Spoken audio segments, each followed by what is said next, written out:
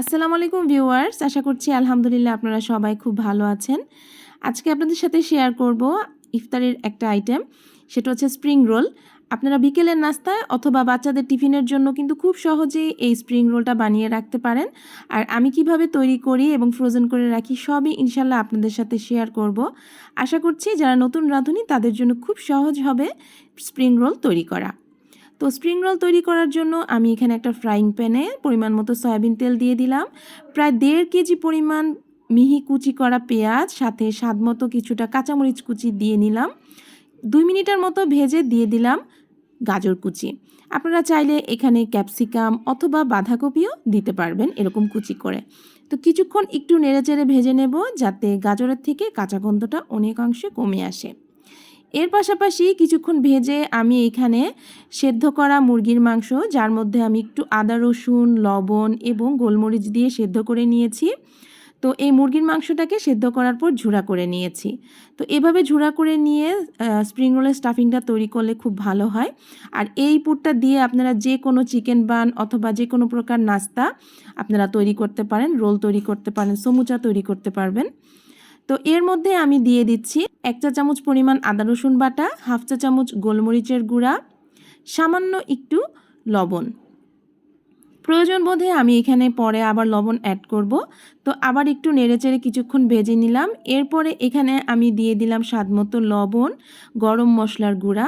এবার উল্টে পাল্টে ভালো করে মিশিয়ে নিচ্ছি।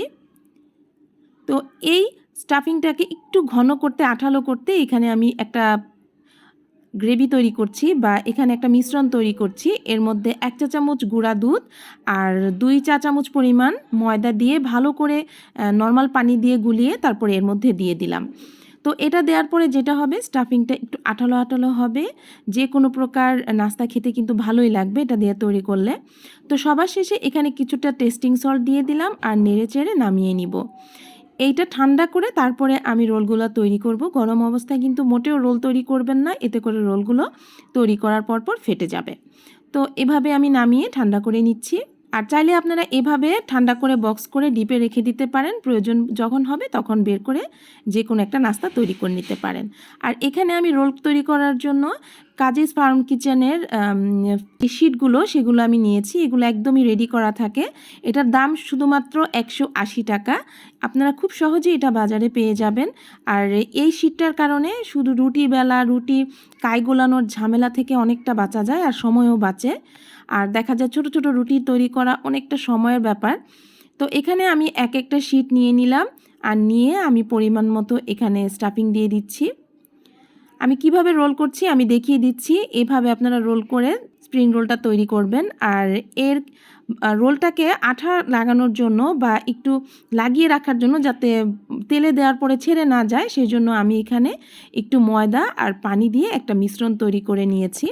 জাস্ট একটু ময়দা সাথে নর্মাল পানি দিয়ে একটু পাতলা ব্যাটার তৈরি করে নিয়েছি।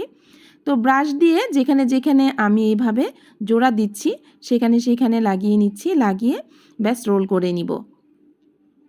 আর এটা লাগানোর ফলে যেটা হবে, তেলে দেওয়ার পর রোলটা মোটেও খুলে যাবে না, খুব সুন্দরভাবে সেট হয়ে থাকবে।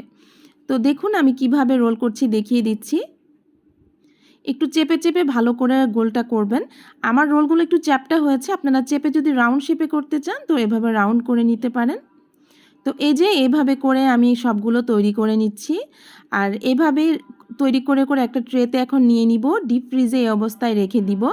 তো ডিপ থেকে বের করে আমি এরকম বক্সে করে রেখে দিব, এতে করে যখন যখন ভাজার প্রয়োজন হবে আমি ডিপ ফ্রিজ থেকে বের করেই সরাসরি এরকম গরম তেলে দিয়ে ভেজে নিতে পারবো। তো আশা করছি যারা নতুন রাঁধুনি আছেন বা এভাবে সহজে স্প্রিং রোল তৈরি করতে চাচ্ছেন তাদের জন্য খুব সহজ হবে আজকের রেসিপি। রেসিপিটা ভালো লাগলে রেসিপির জন্য একটা লাইক দিতে কিন্তু ভুলবেন না। চ্যানেলটা সাবস্ক্রাইব করে আমাদের পাশে থাকবেন। ভালো থাকবেন, সুস্থ থাকবেন। আবারও চলে আসবো সহজ কোনো রেসিপি নিয়ে। আজকের মতো বিদায় নিচ্ছি। আল্লাহ হাফেজ।